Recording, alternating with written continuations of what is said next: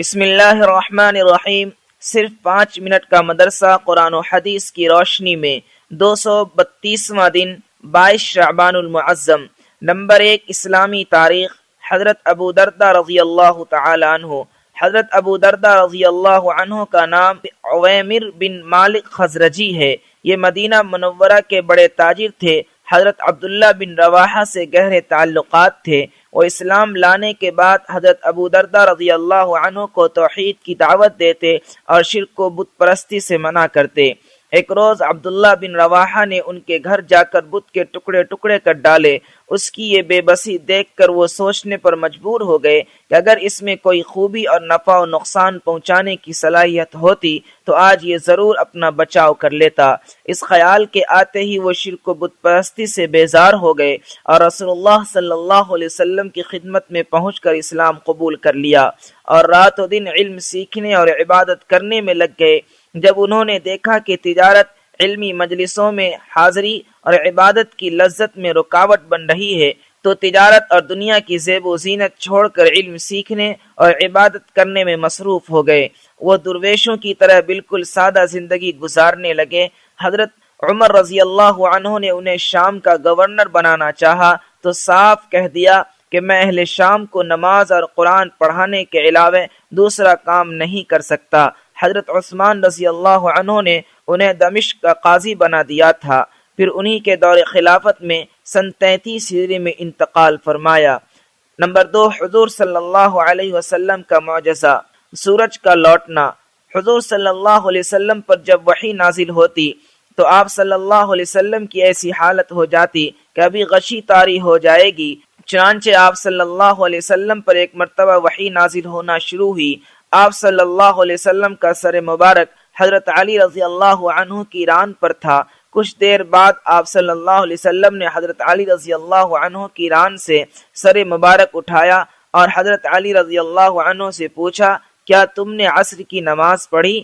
جواب دیا کہ نہیں۔ آپ صلی اللہ علیہ وسلم نے بارگاہ رب میں دعا کی۔ چنانچہ حضرت اسما رضی اللہ عنہ فرماتی ہے کہ میں نے دیکھا آفتاب غروب ہو چکا تھا لیکن پھر نکل آیا اور حضرت علی رضی اللہ عنہ نے نماز ادا کی۔ نمبر 3، ایک فرض کے بارے میں، تکبیر تحریمہ۔ رسول اللہ صلی اللہ علیہ وسلم نے فرمایا، نماز کی کنجی وضو ہے، اس کا تحریمہ تکبیر ہے اور نماز کو ختم کرنے والا تسلیم ہے، یعنی السلام علیکم ورحمۃ اللہ کہنا ہے۔ فائدہ، نماز شروع کرتے وقت جو تکبیر کہی جاتی ہے اس کو تکبیر تحریمہ کہتے ہیں۔ نماز کے شروع میں تکبیر تحریمہ کہنا فرض ہے۔ نمبر 4، ایک سنت کے بارے میں، فرض نماز کے بعد کی دعا۔ رسول اللہ صلی اللہ علیہ وسلم نماز سے فارغ ہونے کے بعد یہ دعا پڑھتے، لا الہ الا اللہ وحدہ لا شریک لہ، لہ الملک ولہ الحمد وہو علی کل شیء قدیر، اللہم لا مانع لما اعطیت ولا معطی لما منعت ولا ينفع ذا الجد منک الجد۔ نمبر 5، ایک اہم عمل کی فضیلت، درود شریف پڑھنا۔ رسول اللہ صلی اللہ علیہ وسلم نے فرمایا، جو شخص مجھ پر ایک بار درود شریف پڑھے گا تو اللہ تعالیٰ اس پر 10 رحمتیں بھیجے گا اور 10 گناہ معاف کر دیے جائیں گے اور 10 درجات بلند کر دیے جائیں گے۔ نمبر 6، ایک گناہ کے بارے میں، نقصان کے بعد کی آسانیوں پر اترانا۔ قرآن میں اللہ تعالیٰ فرماتا ہے، جب ہم لوگوں کو نقصان پہنچانے کے بعد اپنی رحمت کا مزہ چکھاتے ہیں تو وہ ہماری ان نشانیوں کے بارے میں بھی شرارت کرنے لگتے ہیں، یعنی موجودہ آسانیوں میں پڑھ کر گزری ہوئی مصیبتوں کی تکذیب اور مذاق اڑاتے ہیں، جبکہ انہیں ان نشانیوں سے عبرت حاصل کرنی چاہیے۔ ایسے لوگوں کے متعلق سخت وعیدیں آئی ہیں۔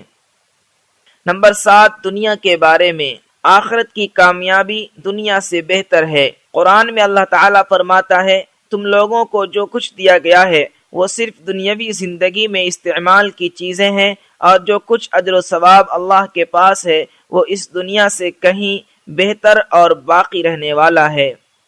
نمبر 8، آخرت کے بارے میں، جنتی کو موت نہیں آئے گی۔ ایک شخص نے سوال کیا، یا رسول اللہ، کیا اہل جنت کو نیند آئے گی؟ رسول اللہ صلی اللہ علیہ وسلم نے جواب دیا، نیند موت کی بہن ہے اور جنتیوں کو موت نہ آئے گی، لہٰذا نیند بھی نہ آئے گی۔ نمبر 9 طب نبوی سے علاج، آپریشن سے پھوڑے کا علاج۔